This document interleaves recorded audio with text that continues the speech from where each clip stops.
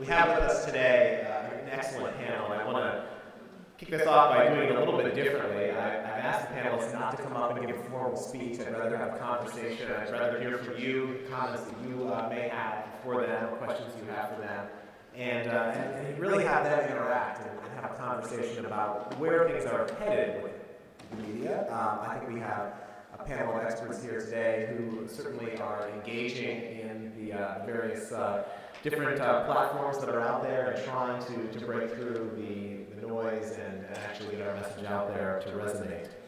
We're going to, just to give some context, this is actually a panel that we're doing in conjunction with a separate workshop that's going on today that the Heritage Foundation and Franklin Center are doing called the Future of Media Summit. We did this last year in Providence, Rhode Island, opposite a liberal conference that goes on annually, and we decided to integrate it into Resource Brain to bring some of the leading voices in the blogosphere and conservative journalism together to interact with those Resource Bank attendees. So we will be having a private breakout this afternoon in which we talk about some of those things, but this is an integral part of it because we want to really set the stage and have that conversation amongst all of you. Last night's dinner incorporated the Breitbart Award, and certainly Michelle Malcom is somebody who is a leading voice, is the leading voice in conservative media, having her own blog, michellemalcom.com, having founded Hot Air, which of course is one of the most popular blogs, and now Twitchy. For those of you who don't know Twitchy, certainly a conversation starter and an agenda setter for what's happening out in the world in terms of current events. So we're going to begin today with Andrew Malcom, but before I kick things off to Andrew, I want to introduce the four panelists. Sitting closest to me is Guy Benson. He's the political editor at Town Hall. Town Hall, of course, has a long history with the Heritage Foundation, and having been part of the Heritage Foundation for many years before being spun off and now owned by Salem Communications. Guy is somebody who got his start in media in high school, I believe, and in addition to doing his work at Town Hall, has an experience with radio, so brings a diverse background in terms of his own journalism experience and perspective and where things are headed.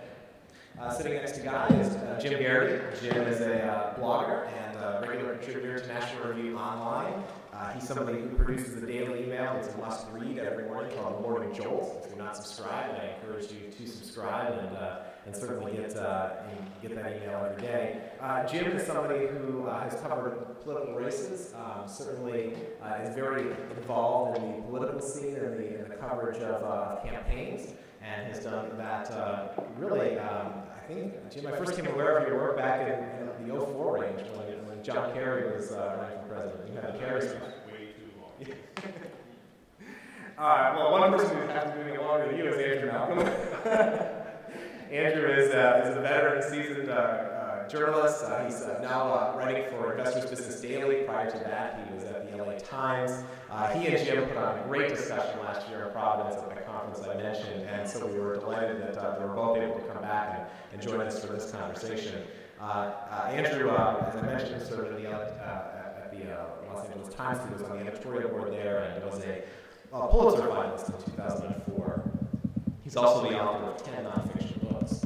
And finally, Eric Telford, who many of you probably know and have seen from his work in the online space. Eric, of course, is at the Franklin Center, as I mentioned. He's the vice president there. Eric is also the person who founded the Right Online Conference, which really back in the start of when conservatives were beginning to come together and strategize and actually have a conversation about the changing media landscape, really brought together people a few years ago. So he did that with the Americans for Prosperity and continues great work at the Franklin Center where he leads the citizen operation, and he's going to talk a bit about that. Andrew, I wanted to begin with you, as I mentioned. So you're the veteran journalist on this panel. And as that person, you perhaps witnessed the greatest change in terms of the media, in terms of how people are consuming it, how people are producing it. I wanted to ask you, in terms of those significant changes, how you personally have adapted and what it means now to report a story and tell a story.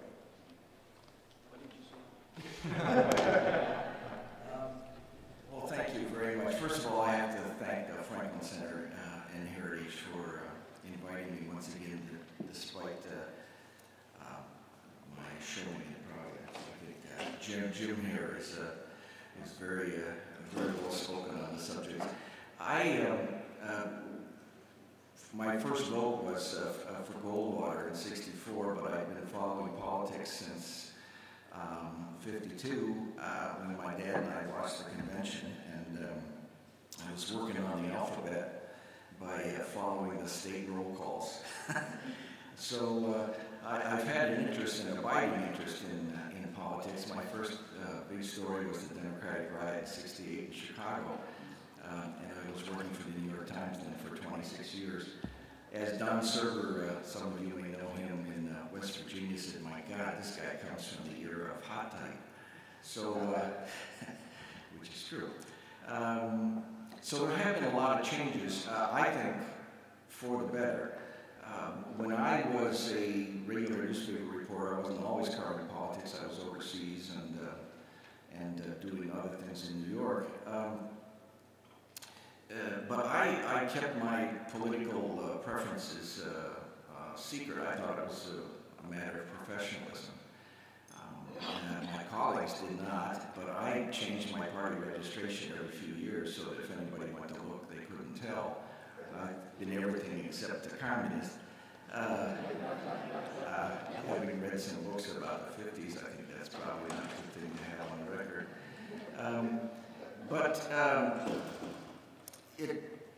It was very, in the early days of my career anyway, which began in the mid-'60s, it was very, I tell my colleagues whenever they, my former colleagues on the LA Times, whenever they come to help out on my blog there, just take off your newsroom gurgle. It was very confining. Now, it's like asking a fish what's the water taste like. Well, how the hell does he know? It's the only thing he's ever had in his mouth. So I was into the inverted pyramid and who, what, when, where, and why, and I did it, and that was unquestioning. After I'd been doing that for some years, I got out into a bureau where you have considerably more freedom, and I began writing stories, big theme stories, but telling them through the stories of little people. At first there was resistance on the New York Times until the reader mill started, because people really wanted to read about real people. They were a little bit tired of the deputy foreign minister from then Yugoslavia. So it was fun. It was my instinct was to go out and, during the farm financial crisis, spend 2 days with a man whose farm was being sold off, and I stood right next to him as every item was sold off, and he would tell me what that item meant to him. I got in trouble with the picture desk because they said every picture they had was me standing with a notebook next to the guy they were trying to photograph all day long. But the last paragraph, by standing there, I got the last paragraph, which was his entire farm, 4 generations of his family had been auctioned off. The last item was a crippled calf, and he bought it because he felt sorry for him. When you tell big stories through individual people, I think that makes them infinitely more powerful. And that's what I was doing first, pushing against the envelope, and then it became the mode to do that. Then I went into politics for 8 years with the communications director for Governor Roscoe in Montana, and he said he traded me to Texas for 2 years for a draft choice. I said I hoped it was first round, to work for the Bush campaign in '99 and 2000. Then I went to the LA Times. And in 2007, once again, it was the LA Times was late to the online world. I had realized maybe 10 or 12 years ago, I had 4 children, each of whom had been born, inoculated, fed, clothed, educated, traveled, entertained by earnings from a newspaper, and not one of the 4 children read one. And that's a pretty profound message if your own family isn't reading your crap. So,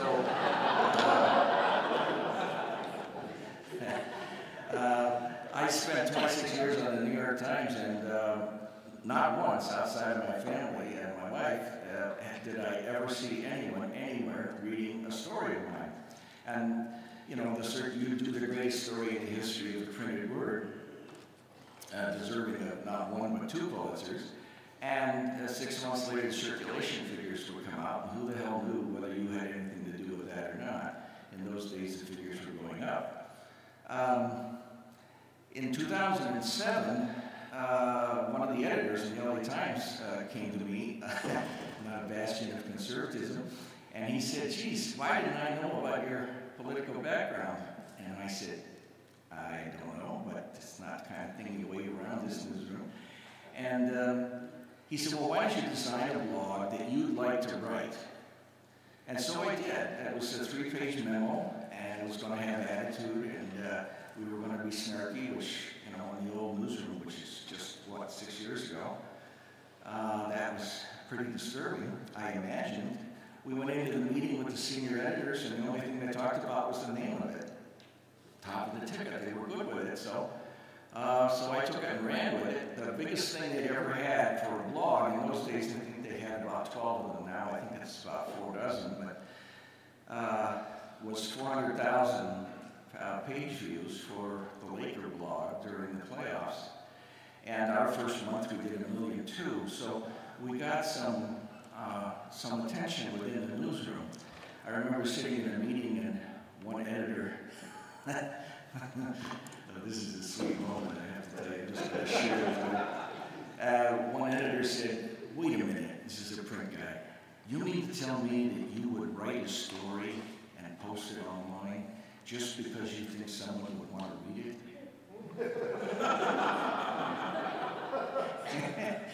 And I said, you bet your sweet ass, John. In fact, I'd probably find a way to come back at it tomorrow. And he was shaking his head because he's living in the era of pharmacy journalism. And I'm likening it to a pharmacy where every day news consumers went up to the pharmacy counter. They got their dose of news from the professionals in white coats, and they went off and read what they were supposed to. And that's the way he was thinking. And the meeting changed the tone right away when I said yes, I would. I said, last month, John, we had 4 million page views. How's the Sunday circulation doing? And then the national editor said, well, let's move on.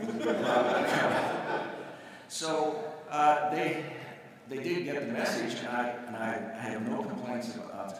He's unemployed now. But I have no complaints about the LA Times. I found it very exciting to reinvent myself, basically. Some of these youngsters around here that I like to mentor and talk with about the old days, they're calling me the blog father, and I think that's I like that. I like that. The technology has changed, honestly. And in the old days, you know, you'd get your assignment in the morning or seldom on the story, you'd do the reporting, and you'd have to get a summary in by 3 in the afternoon, and then by 5:30 you pretty much had to start writing it, and 7:15 was the deadline, 9:30 was the first print deadline. You turned your story in, you went home, the editor called, asked you a question, then he went back to screwing up the story, and the next morning it was there in the paper, and often it was changed in ways that I didn't appreciate. I ended up marrying a copy editor, so I even sleep with one now. But the system has completely changed, and I think it's great. First of all, there's more resources. There's more sources for news consumers. Everybody thinks that makes it easier. I think it makes it harder because it puts more responsibility on the consumer. In the old days, you could watch Walter Cronkite. At the end of the show, he said, and that's the way it is. And you said, okay, well, you know, now I'm informed. Well, obviously that's not good enough anymore. And you've got to find your own series of sources online. Go to them, check them regularly, balance off things that you read because you never see the same thing twice the same way, and become informed consumers of news. I'm not convinced that a lot of people are doing that, or enough people are doing that, but you know, as they say in the movie business, if they don't want to come, we can't stop them. All I can do is all I can do, and that is to tell the story in the most compelling way I can. And Horace Greeley told me in my early days that the story is the most important thing. And Jim and I talked about this last year in Providence. You know, the technology comes and goes, it changes. Twitter, I think, is changing with the times, as opposed to, say, MySpace or something that's sort of getting passed by. But what stays the same is the story. Stories, and I've said this, Jim's heard me say this before too, but I think it's so important. Stories are the thing. I think next to sex and food, stories are one of the most important things that humans need to have. You know, those cave drawings in France that those people couldn't speak, they had no language, but they were telling a story by scratching things on the wall of the cave. So Andrew, I wonder if I could actually jump in. No, because I'm not finished. No, you can't. Just let me finish a couple more sentences, and that is in telling the story, don't let the story die off or lose its spot just because of the media. We're telling stories about real people, and you know, we've been talking at this conference about Julia and other things, and we've made fun of it, but it's about real people. I don't remember the name, but I sure do remember that Mitt Romney killed some woman with cancer. That's a real person story, and so we have to tell stories that have our messages, but it's not preaching, it's storytelling. It's the same storytelling that your dad did when he tucked you in bed when you were a little kid, the teacher had in grade school, and that you're doing with your kids. So, thank you. Thank you. That was excellent to set the stage, and obviously it's a message that we've heard consistently from Senator DeMint in terms of his leadership of heritage and what we need to be doing. And I talked about that a bit last night in his remarks at dinner. I wanted to ask Guy to pick up on that theme, though, because obviously the technology has changed. So how do we leverage that technology, whether it's Facebook or Twitter, or something that we don't even know is going to exist or be a dominant force in a year from now? And Michelle Malcom spoke about this last night in terms of social media being a great equalizer and giving more people a voice in this. So, guys, specifically, how do we go about telling these stories through those channels, those new platforms that exist? Yeah, well, I think some of it's just experimentation and figuring out what works and what doesn't work. And I think initially, maybe the impulse that people up here, to speak for myself, would have is put everything out there. Tweet every story you ever write, put everything on your Facebook page. Campaigns tend to do this too. They hear, oh, social media, we have to have that. We have to have a Facebook or a Twitter, and they don't really understand what it really means, what the purpose is, so it's just sort of an information dump. It's sterile, it's not interesting. And I think sort of the way to leverage it better is, first of all, having catchy, interesting titles for things. One of the people in our business who is the absolute best at this is Olive Pundit, who writes at Hire.com. His headlines are often so interesting or compelling or provocative or funny or sarcastic that even if it's a subject matter that I'm not particularly interested in, I will click on the link anyway and read it. And so I have tried to emulate that to the greatest extent possible, because that will get people who aren't necessarily interested in what you have to say to at least notice it. And then maybe they'll click on it, and then maybe they'll read it, and perhaps they'll learn something, which is, I guess, part of the goal. But with Michelle making the point about Twitter, for instance, being an equalizer, it really is, because living in the media environment that Andrew did, that he just described, for so many years, the best someone could ever hope to do is write a letter to the editor, which had a tiny chance of getting actually published or read by anyone of any importance. Now on Twitter, you can directly interact with or perhaps confront major players in the political and media world.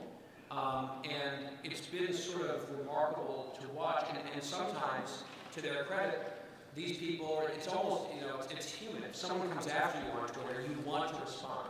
And especially if you think that there's a kernel of truth of what they're saying about it, you want to respond. So sometimes even the biggest dogs in media or in politics will see something and will feel compelled to come back. And then there's an actual interaction going on between a random average citizen living in Nebraska and Chuck Todd of NBC News. And I think that is a dynamic that was heretofore unheard of. And now it's an everyday occurrence. And I think that's generally very healthy because people are held accountable in real time for what they do. The whole ivory tower or the whole example of pharmacy journalism, it just doesn't work anymore. I like that. That's a perfect analogy. And even the visual where they're for some reason up on that pedestal where they hand the pills down to you. Jerry Seinfeld made fun of this. He's like, oh, I have to be up here. I can't be down there with you people. I'm taking pills from a big bottle and putting it into a smaller bottle, and you people can't handle it. And that's sort of the way that journalists treated their profession for a very long time. We know what the news is. We know how people should think about things. We know what's important, and the masses don't really, so take your medicine. And that has been completely shaken up and turned on its head for the better. And one example that I'll give just happened in the last 2 weeks. Many people in this room probably are aware of the truly staggering and ghastly revelations that have come out of that trial in Philadelphia for Kermit Gosnell, a serial killer and an abortion doctor. It was astonishing what was coming out every single day in that trial. And the mainstream media simply was not even acknowledging the existence of the trial. And we wrote about it on the conservative side of things a little bit and griped about the media not doing anything about it. And finally, a group of pro-lifers said, this is absurd, enough is enough. We are going to get the hashtag Gosnell trending in the United States of America, and we're going to flood the zone, and we're going to force the media to at least recognize that this is happening. And it was a concerted effort. It sort of started rolling, the bandwagon got chugging, and then all of a sudden the New York Times and NBC News and other people started showing up at the trial and covering the trial. And then the liberal element of the media had to grapple with publicly, why didn't we cover this? And they had to come up with all their reasons why not. And I think it was, first of all, a triumph of social media. It's an important issue that more Americans need to hear about. I think there's no mystery why the left didn't want to cover it. But they were dragged into it, kicking and screaming, because average people decided that the media was being corrupt and falling down on the job for political reasons, and they weren't going to take it anymore, and they let them know about it. And it's so funny, you'll talk to people in the media, and they will, many of them still, just adamantly deny any sort of liberal slant or bias. A story that I tell, I was a senior at Northwestern at Medill, which is a journalism school where Andrew went, his alma mater. He was, I think, 2 or 3 years ahead of me. And it was my senior year, and it was spring of senior year, so we're almost done. I went to my little cubby hole that they have for each student, and sitting there in my cubby hole, and every other student mailbox was a copy of a book called What Liberal Media? By Eric Alterman. It's a left-wing book explaining and revealing that there really is no liberal media. And every single student at my journalism school was given a copy of this for free. And so I went into the administration office and I said, out of curiosity, where did this come from?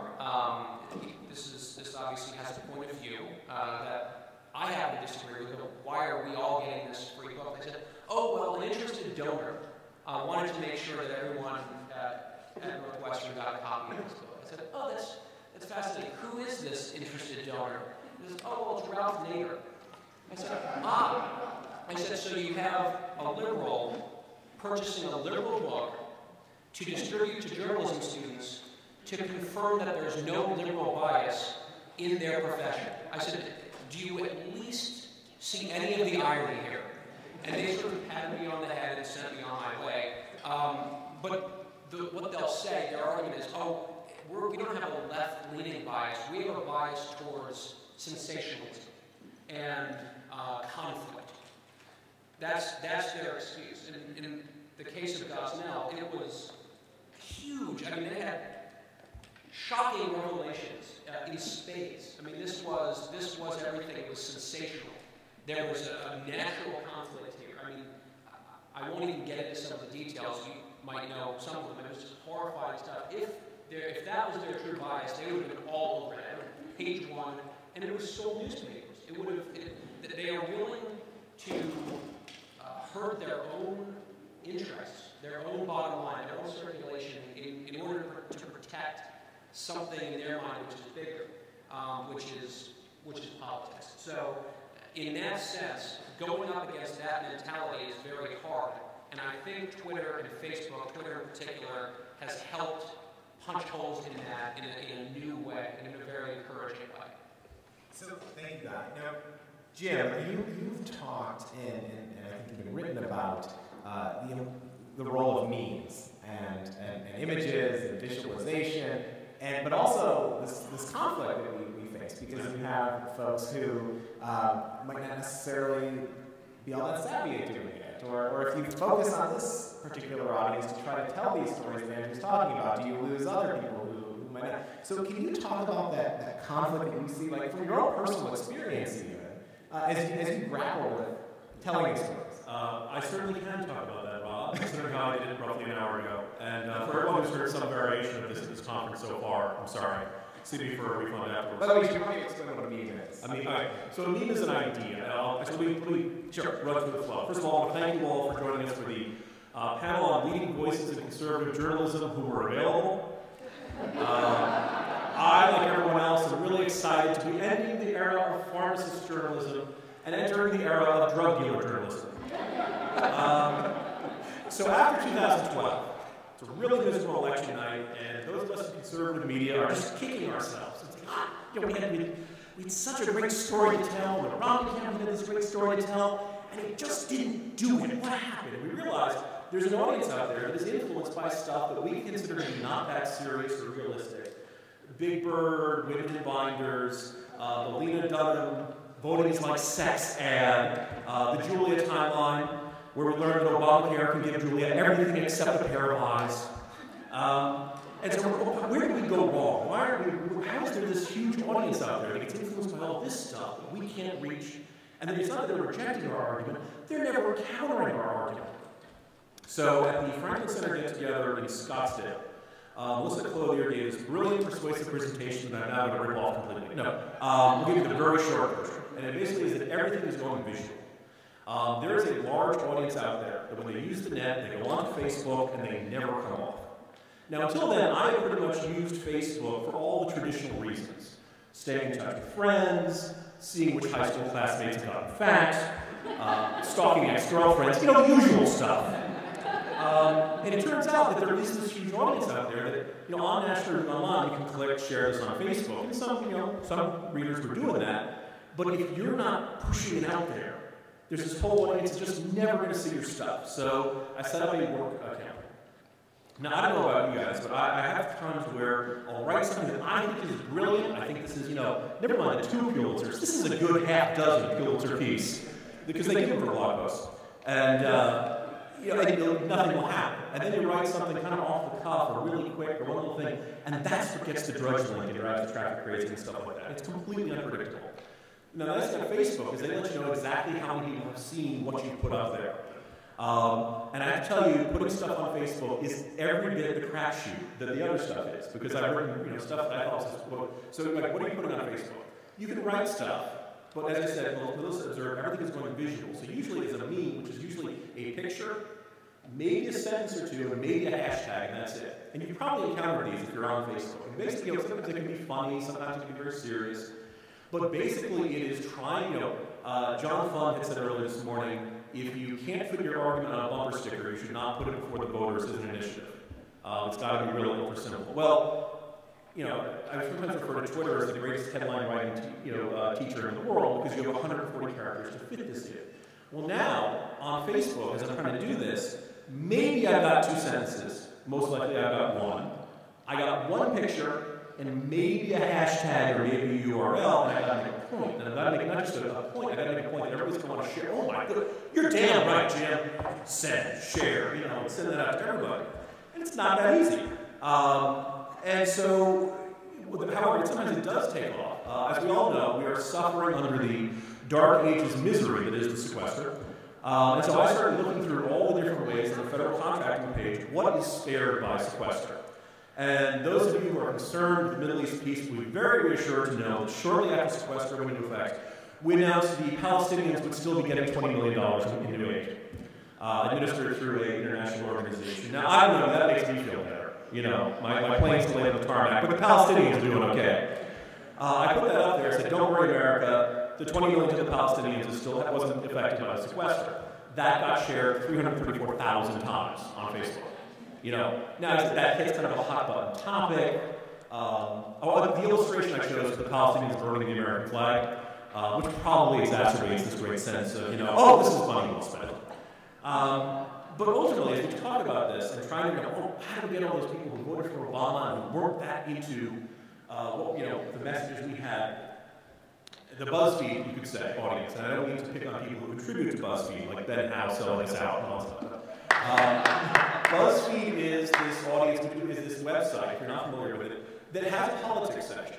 But ultimately, it's about wacky cat videos. Ultimately, it's about stuff that is not really all that serious or hard news or anything like that. It's just like the design to get the thing of like, oh my God, I gotta send that to all my friends.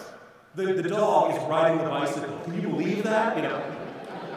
And I don't know. I spend too much time on sites like that. I can feel my brain cells dying. But people spend a lot of time on them. There's this huge audience there that, is not going to stop on National Review or Town Hall or Investors Business Daily or go to the good stuff I watched all that. Like, they just don't encounter that stuff. So the problem is we're trying to reach an audience that ultimately isn't that into politics and policy. And we have to try to persuade these people that this does matter and you should hear about this. And what I'm reminded of is, for those of you who watch the Olympics, somewhere along the line, NBC decided we just don't have enough women watching the Olympics. We need to get them into it by telling them stories. Now, it's very important about the storytelling aspects of journalism we're talking about, but NBC, as you may recall, for a couple cycles, everything was about she's aspiring for the Olympics, but then her grandmother had cancer, and then her dog died, her parents divorced, and then they were in a car accident as they went to fill out divorce papers. Suddenly, every Olympian has life stories that the country saw. And, you're watching this, and, your wife is probably crying because it's such a weepy story, and you're, hey, I thought there'd be skiing on. I thought, when did we get to the sports part of the Olympics? Because this looks like a very sad documentary so far. And NBC, botched it by trying so hard to get this new audience that they forgot about the original audience that really liked watching the Olympics. As I said in the previous panel, I really like watching the spears fall down the mountain. I love the agony of defeat. And I don't get that when you're telling me about all the relatives with cancer or these poor athletes. So my fear is, here's the thing, you're seeing more and more of this, and it's good that Heritage is doing these types of graphics and trying to get memes out there. But it's very hard to have an investigative meme. It's very hard to have investigative tweeting. You don't have a lot of opportunities. It's basically just grab people, and it's basically an advanced form of bumper sticker. It's a Facebook bumper sticker, basically. Now, I'm a writer. I like long-form journalism. I like a good fisking. And by the way, for all the guys in front row, it's fisking, where you dismantle a crappy argument, sentence by sentence, go through piece by piece in a really long blog post. I really like Andrew's triple calf story, even though I've heard it like 4 times now. And so as a result of that long-form journalism, what we all used to do in journalism before we all went visual, other than maybe photojournalism, is telling these really great stories, really detailed stories, the sort of thing you can only do in a real long feature. And ultimately, that is not replicatable. And one of the things that kind of is nagging at me is that I'm pretty sure I've written tweets that are worth Pulitzers. But again, they don't give the amount for that. But ultimately, a tweet has a lifespan of maybe a day. You'll still, ultimately, somebody had said that your window to really catch people and get them to say, oh, that's awesome, I'm going to retweet that. 7 seconds. Now, maybe that's an exaggeration, but basically, if you're following a whole bunch of people on Twitter, it's scrolling through pretty darn quickly. You got to grab people's attention and say, oh, that's something I want to share. It's really important to get out there. Blog posts. First of all, how many people in this audience, I know you're all typing, because this is a blogging and technology panel, but how many people have a blog or write regularly online? Okay, good. And how many of you have seen something you've written pretty much lifted, copied and pasted on somebody else's blog? All right, yeah, welcome to the Wild West of the blogosphere. It's really tough to lift long-form journalism. It's really tough to lift an extremely detailed, great profile you write of somebody like that. And ultimately, everything we do is easily replicatable. None of us is irreplaceable, not even in a Breitbart. So ultimately, the question is, what can you do that creates the most value and that is not easily done by somebody else? And ultimately, it's this long-form journalism, which takes money, takes time, takes resources, and all that stuff. So that's the tension here, and this is where I'm supposed to give you the great answer. Don't have one. This tension between long-form journalism and what we're really good at, the stories we need to tell, and this kind of ADD, illiterate audience we are attempting to persuade at the same time. So we're due. That's my short story.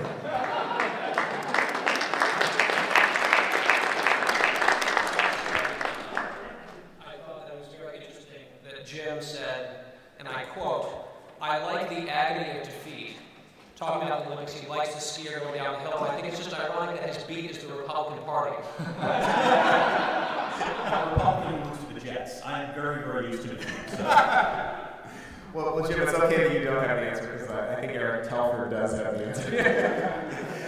So Eric, I want to ask you about two things. I mean, first of all, what role how can we get out of hand this sort of go up? I mean, how can every citizen have an impact to be a watchdog, with the watchdog theme? And also, tell us about the stories that you're trying to connect, because, Franklin is doing something that, when Jim talks about it takes money and time, I feel like Franklin is one of the few places that we have that's actually doing that type of journalism.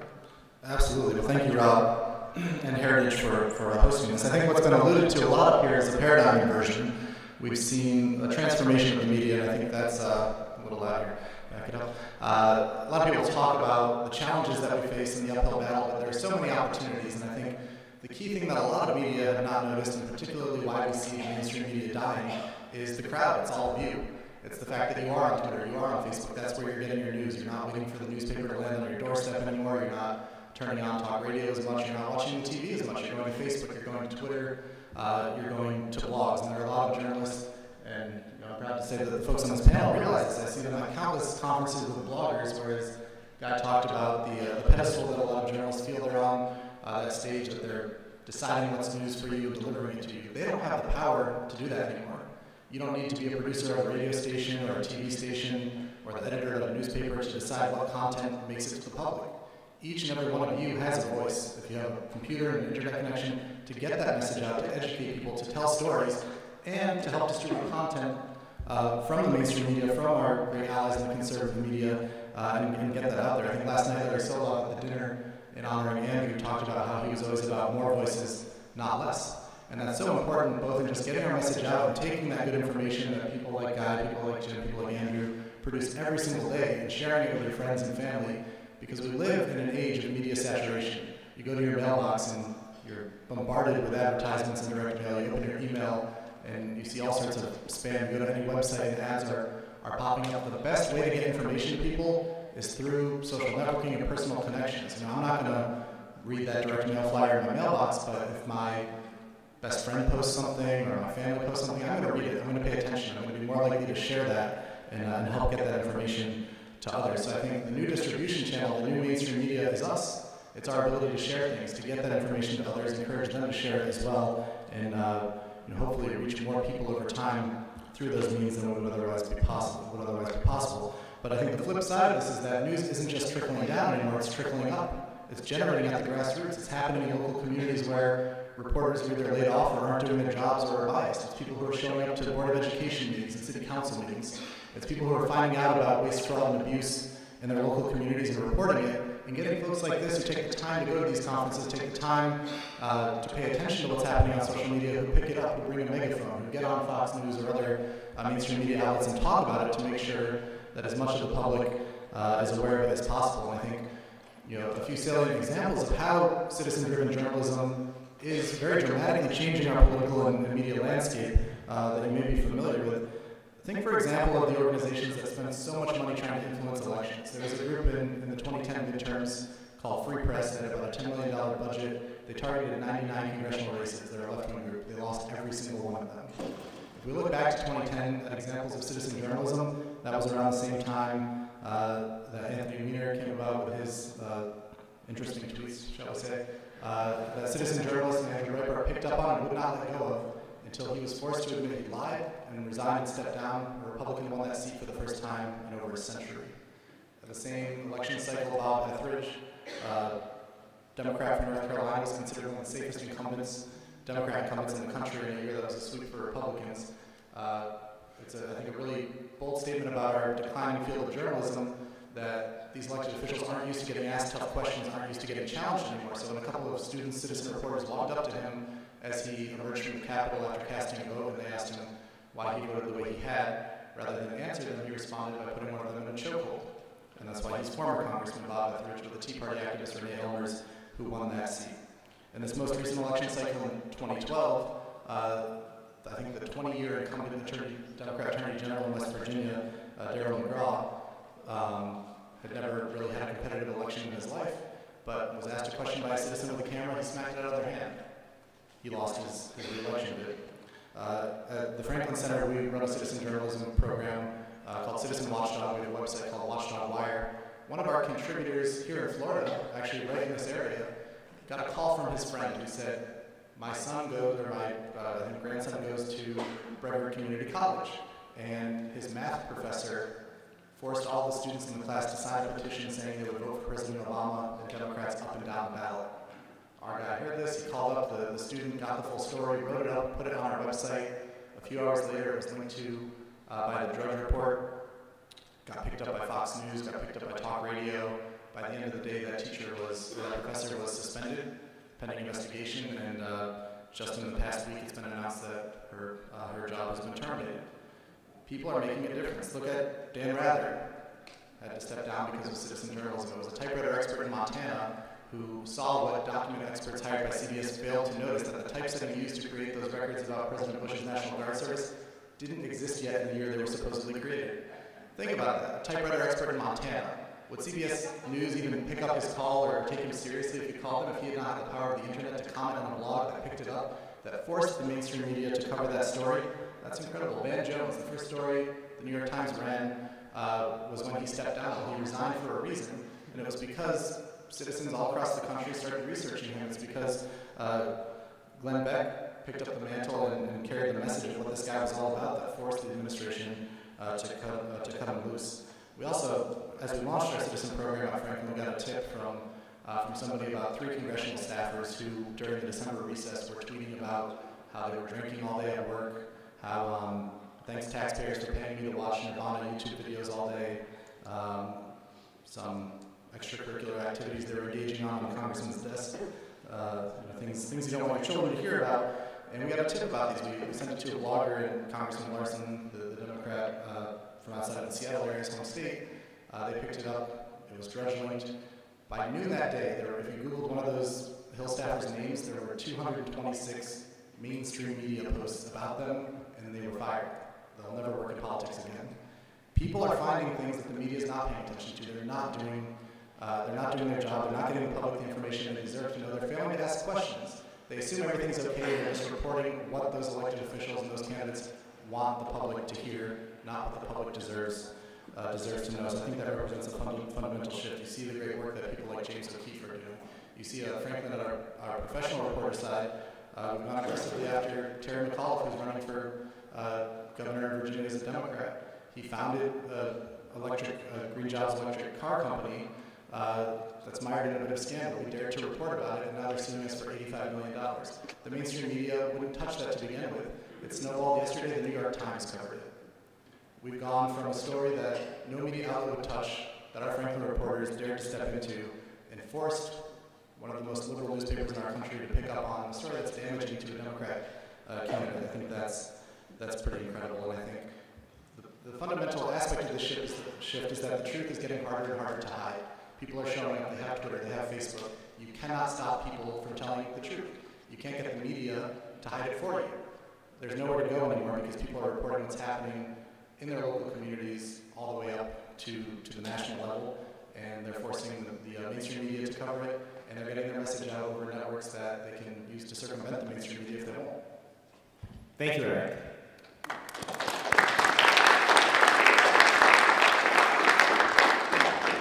We have a couple microphones here in the room if folks have questions. I'd like to save as much time to hear from you as possible, so please make your way to the microphone if you have a question. Anyone have one right after that?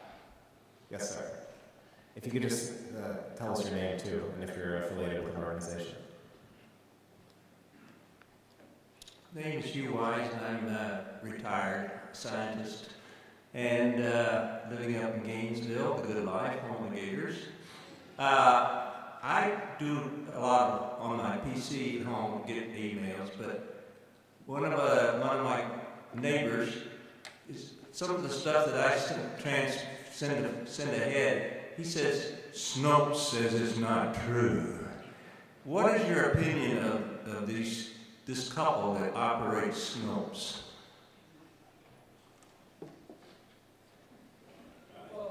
I think that Snopes sometimes can do a pretty good job of dispelling rumors and urban legends. I know that sometimes people will object to their verdicts on certain things, and I think maybe we can expand this even to a bigger question, which is fact-checking.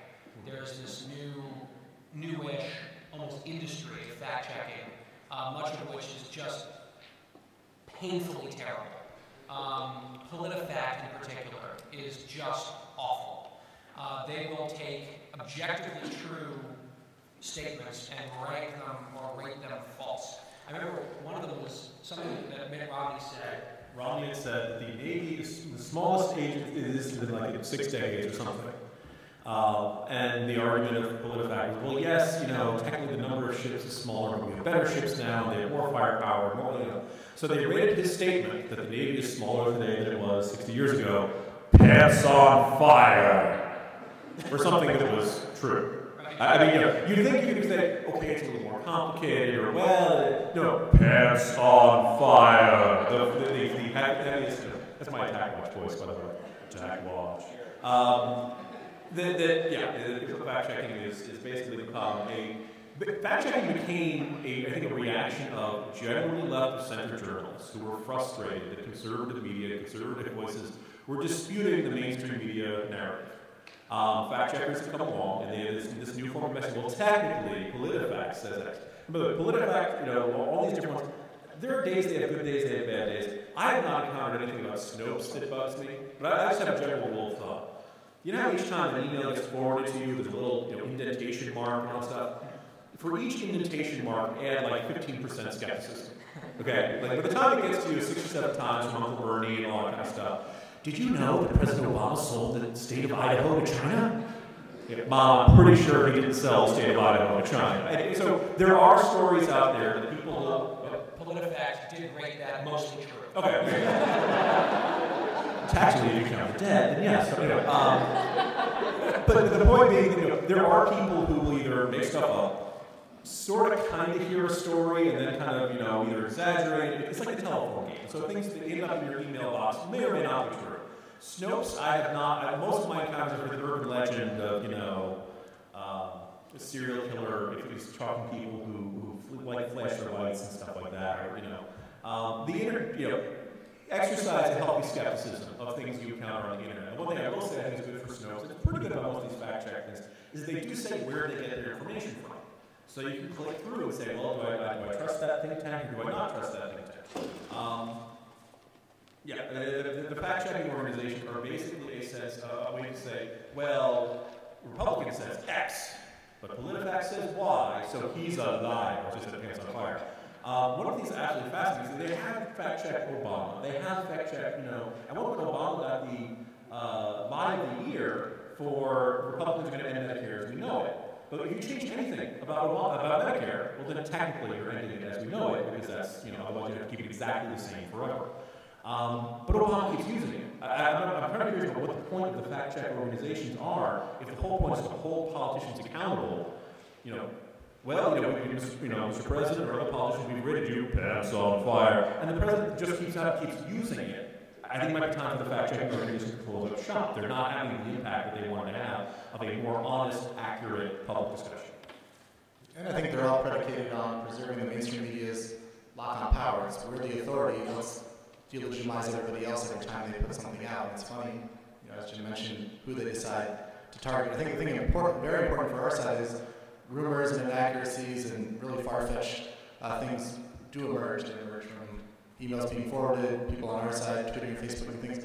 I think we need to be the most aggressive critics of people on our own side when they do that, because it endangers the credibility of all of us when they're able to point to somebody else, a blogger or a social media activist or even some crazy email chain going around that's completely false. We've got to correct that, we've got to reprimand that to preserve all of our credibility. David Ascott from the Heritage Foundation. Gentlemen, excellent panel, very interesting conversation. Jim, what do you say to what Eric just said? Doesn't that somewhat undermine your argument for despair that we're collapsing into stupid memes and silly videos? It's theoretically possible I exaggerate. But basically, I worry, and this is my thing, like the audience for NR, and I assume all the other institutions on here, and all the ones that you hopefully are reading on a regular basis, our audience is doing fine. We're there, and the question is, how do you reach the folks who aren't reading us? And as you see newspaper circulation declining, as you see viewership for all across the television dial, there's kind of been this drop-off of television viewers. And people aren't sure whether it's video games that is absorbing it, whether it's web surfing that is absorbing it. But all the traditional, the talk radio audience, I'm sad to say, is aging and it is not being replaced. There are probably folks in the talk radio industry who will tell you, no, we're fine. It's if you see more consolidation in the talk radio field, that's what's driving it. All our traditional venues of communicating are changing very rapidly. They're going to an on-demand society that also turns into news on demand. And for a good chunk of the audience, they don't demand any news. Their attitude is that if it's really important, word will get to them. They'll hear it through Facebook or somebody on Twitter or something like that. Word of mouth is paramount, is a phrase you're hearing from marketing people, which is a nice way of saying people don't read. People don't, actually they don't pick up magazines and newspapers and all traditional words. So, it's not that it's not the entire electorate has become completely uninterested in the news and all the traditional learning about issues before they vote on them. It's just the other guys. No, it's just an unfortunately large segment of the electorate and of the audience of America. The ones that will show up probably in a presidential election year, but won't show up in a midterm or won't show up in an off-year election, will get their information from Facebook and social media and stuff like that. And that's where we need to at least get in the game and get our stuff out there, so that we're not conceding the field. And this is a slightly different discussion, but a good example of this. Something I heard that just was eye-opening and reflected it, of the presidential campaign advertising on Spanish language television and radio, 90% of it was Barack Obama, 10% Romney. How do you think that went? If you're not in the game, you can't compete. And that's where, unfortunately, I think for our side, be it candidates, be it institutions, be it, political voices, if you concede the field, the other team just scores touchdown after touchdown. So. And I think there's a distinction to be drawn between things that are erroneous or rumors or false claims that are spread out the internet versus things like memes, which can be a tactic to reach and engage people that, the average person not in this room probably thinks about politics 2 minutes a week. They care, they vote, they show up, they want to be informed, but they're not waiting with bated breath to read your tweets from the Heritage Conference. If you post on Facebook the latest white paper, they're not going to rush to read it. We've got to find creative and engaging ways to get our message out to those people, because we can't just wait until election time comes about. As Jim mentioned, that distinction with Hispanic media and reaching out to them. Our efforts to reach out to those low information voters or certain demographic groups is always, let's show up at the last minute, send the oldest, whitest guy we can find to go talk to them about our message in a way that resonates at a conference like this. And then we're shocked when it doesn't work. My idea is that every tweet, no matter what the subject is, #boobs.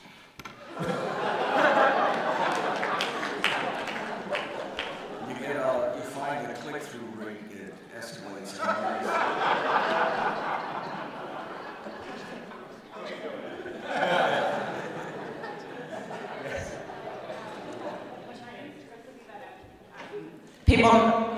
People know me as, I think, Bold Fresh Jew on Twitter, and I have something about Snopes that I investigated myself during the election, because I was getting so many people on the left that were arguing with me on Facebook, which, you know, I'm a Twitter person, so.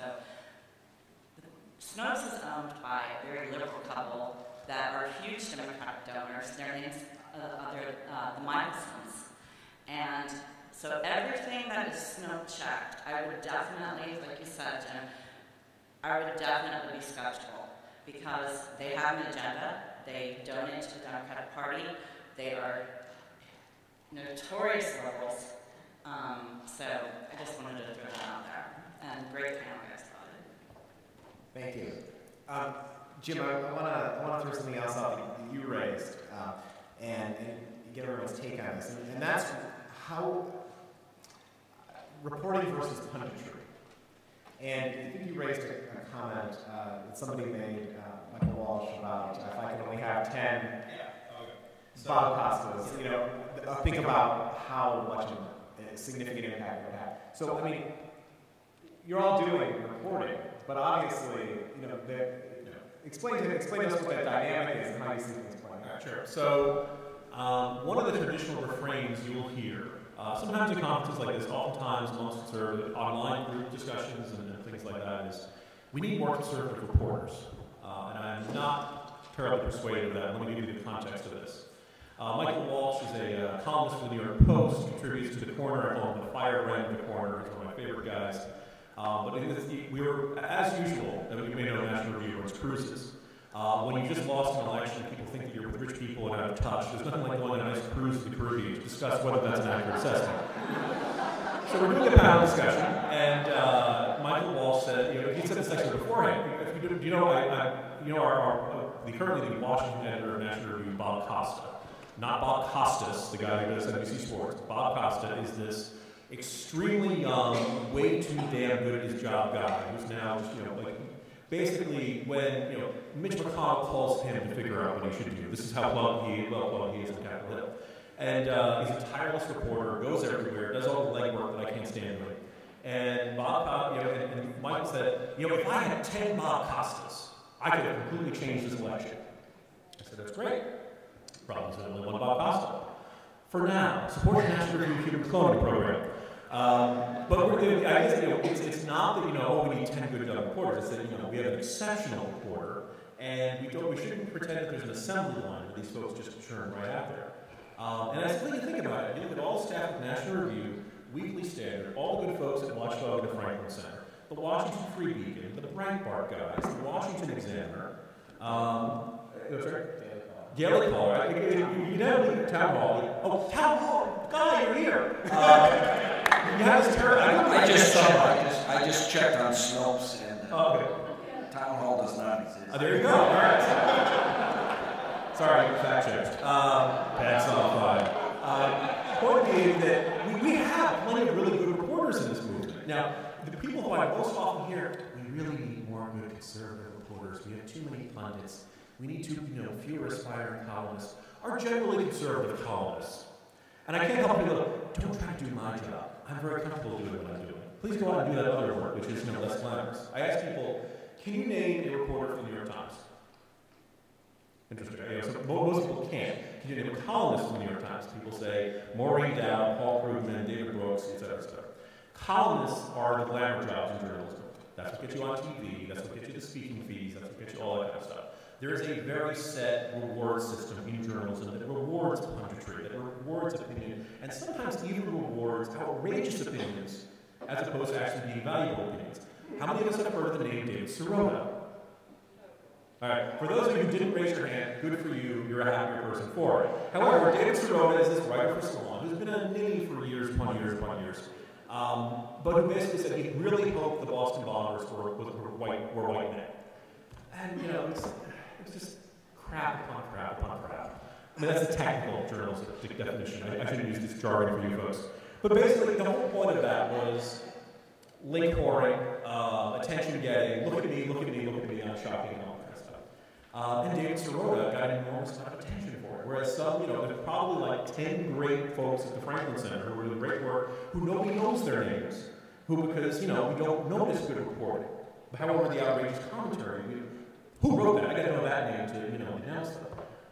So in terms of punditry versus reporting, I actually think we're doing okay at reporting. You can always use more. It's always good to have, you know, folks doing that. But I actually think we probably need more helping promote the really good stories that come from conservative, you know, reporters and actual hard news journalists. I kind of heard this complaint a little too often. I'm a little wary of the idea. I think we really just need to spotlight some of our good journalism rather than lamenting it or having enough of it. You know, one of the things that's changed over time, I remember back in the 1984 Reagan race, I was in Iowa with a whole bunch of, I was with the New York Times at the time, a whole bunch of reporters from other papers. And at the end of the day, everybody was having dinner at the Marriott, and they were all talking about their stories, and I'm making mental notes, because that's the last thing I'm going to do is tell my competition who had dinner the night before what I'd just written for the next morning. Now that shows you, one, the time frame has changed, and things are more real time now. But it also shows how things have changed now. I have a personal rule that every day I must retweet 3 other conservative voices that I found of pieces that interested me. One of the nice things about the online community is that it's a community, and there is appropriate competition. But there's also a lot of cooperation going on. And people saying, gee, you know, Jim's got a really good column this morning. You should read it. Or somebody over here has said something. And I tend to always, I always tweet some good conservative story as opposed to some piece of crap that somebody else wrote on the other side that makes me angry. Because that's why they wrote it, is to get attention. And the worst thing in the world, you know, is not, the opposite of love is not hate, it's disinterest. And so if you're not interested in them, I think that might take a minute or two off their life. So anyway, I just suggest that there's an opportunity, Jim alluded to amplify the conservative messages that you find resonate with you routinely every day as part of your information consuming. And I'd say it doesn't have to be just on, I mean, don't think of it exclusively for Twitter. I mean, think about it in terms of the email that you're sharing with your family and friends, Facebook, you know, any of the platforms that exist, and not just stories. I mean, sharing these graphics that help tell that story. I think it's perhaps even more powerful on a platform like Facebook. I think, did you have something? Just the one cautionary tale in this, or the cautionary word is, amplification is good. We also have to guard against becoming an echo chamber where everything is so insular, where we're all talking to each other. I mean, how many people in this room were shocked that Mitt Romney lost? And I was on Hugh Hewitt's election preview show the night before the election, and he had a parade of conservative guests on, one after another, very smart people, you know, and reading through Michael Barone and George Will, and every single guest gave the prediction that Romney was going to win. I was the one person who was sort of like, oh, I'm not so sure, and they were like, you're an Eeyore, get out. But there was a sense that even the Romney campaign, they had bad data, they had bad internal polling, they thought they were going to win. Romney was shocked that he lost. And so then, I mean, that is sort of a scary prospect, where you are in a reality that you think is reality, but actually isn't. And so that's something that we have to be good at, helping each other and amplifying and doing all that. It's extremely important to fight back against the other side.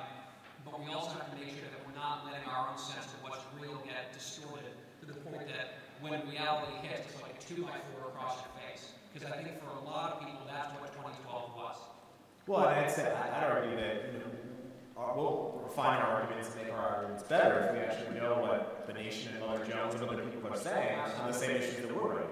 So I know we've got a couple people who have questions. Maybe we can do lightning round here. Go ahead, Steve.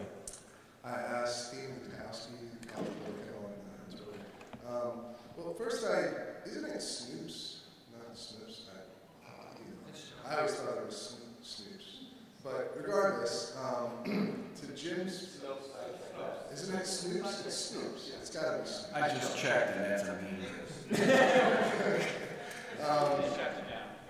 I'm sorry.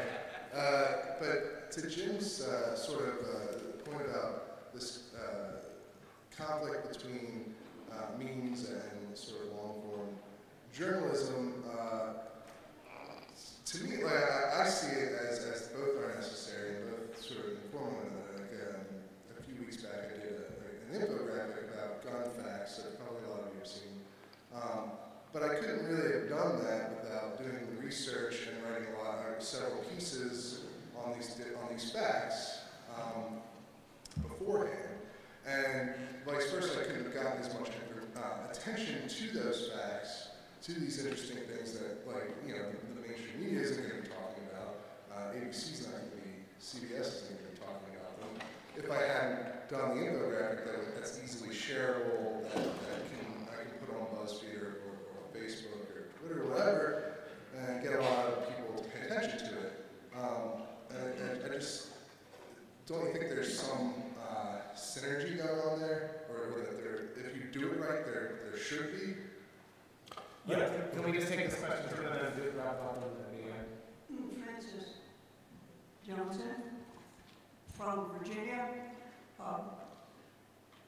The swing voters, not the committed liberals, not the educated and steeped conservatives like we are, but the swing voters.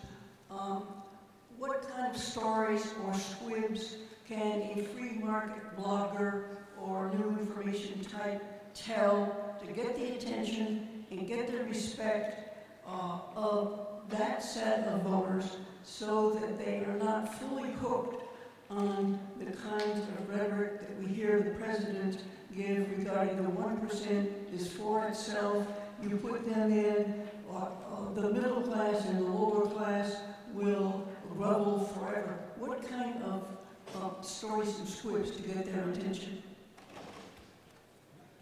So, first of all, pronunciation, Snoops has been rated pants on fire.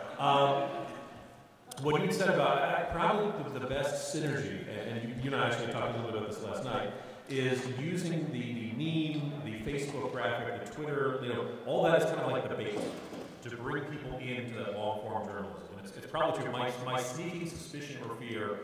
Okay, so those of you who are on Twitter, how many of you retweet links to articles without actually reading the article? Guilty. As someone who likes to see people reading articles, how dare you, sir? Something like Pierce Morgan. How dare you? So my suspicion is that sometimes these social media are good at spreading headlines or sentences or the gist of a story, but not actually sharing the whole story. As to the question about how we persuade the swing voters, kind of what Andrew had mentioned earlier about illuminating a big story on a human scale, meaning tell a story about someone. One of the great examples that I came across recently was Exurban John, who's with the Goldwater Institute, and I guess he's doing some work with the Freedom Works. He has a real name, John Gabriel, but everybody's known by the Twitter handle, Exurban John. I was noticing it last night, I just did his panel, it was like, hi, I'm name, Twitter name, and I'm with organization, Twitter handle. This is all, we eventually will all have Twitter names, we'll just lose all our legal names. But Exurban John wrote a story about a woman who runs a yoga studio. You're classic liberal, and she's, all kumbaya, save the earth, and some local regulation was like forcing her to either, it was really lousy, there was some local regulation up in Washington State. And so, first of all, any story which can say, does this become a crazy right-winger who's being oppressed by who's complaining about the government? Here's somebody who talk about the diehard liberals. Even the diehard liberals would relate to this woman and say, wait a minute, why is the government creating this regulation that's going to put her yoga studio out of business? And also that illuminates much more than, additional regulations decline job creation by 15, it's unfortunate because I love numbers and I'm a numbers guy, but apparently there are some people, the same people who cannot calculate a 15% tip when the check comes, are terrified of numbers, terrified of math, and whenever the story has math in it, like, I can't figure it out. They just kind of back away from number-related stories. It's unfortunate because I think you need to know numbers to function in this world, and somehow maybe that's an electorate problem, not really a journalism problem. But we're going to have a circumstance in which you need to tell the stories about people rather than statistics and jargon and stuff like that. Also, I would add in terms of reaching the swing voter, or actually any voters, I don't know about you, but I found that the lessons my father taught me obliquely were much more enduring in my mind than those where we sat face to face and he gave me a lecture. And I think an awful lot of what's online tends to be like a lecture. When I was in politics, government, for 8 years as the communications director for the governor in Montana, Governor Roscoe, what I did was develop a strategy where we created an endless series of opportunities for Montanans to see the governor in the light we wanted them to see him in. These involve public events, where he spoke, what he did. I see they're always talking about people learning how to read and reading to their children. Yours are grown. What about going out every month? So every month we went out somewhere to read to Head Start classes and to be seen reading to Head Start classes. He was reelected with 80% of the vote in 96. Now, a lot of it had to do with his personality, but he was open to create. I said, they have hearings in Washington, let's have listings in Montana. We just announced the governor's going to spend 2 hours, 4 hours at a cafe on next Thursday, and people would come by and talk to him. Now, the local media thought it was a big yawn, and they didn't cover it. But about 200, 250 people came, and I'll bet each one of them told 100 other people. And when you do that enough times, or whether you blog enough times, or whether you write enough stories about the yoga instructor, and people like them, over time, people become convinced. And the most powerful kind of convincing is that you think you came to the conclusion yourself. The reality is that in the political world, they lead us to the conclusion they want us to make. And I found that to be very powerful and persuasive. I try to do it every day in my online life. Remember what Mark Twain said, it's an awful lot easier to fool people than it is to convince them they've been fooled. And so the idea is to get people and convince them, and the swing voter would be the ones that would be a prime target. Well, Andrew, I think that's sound advice to wrap on, and I want to thank you, I want to thank Eric, Jim, Guy for your insightful commentary today and thoughts on where we're headed in the future.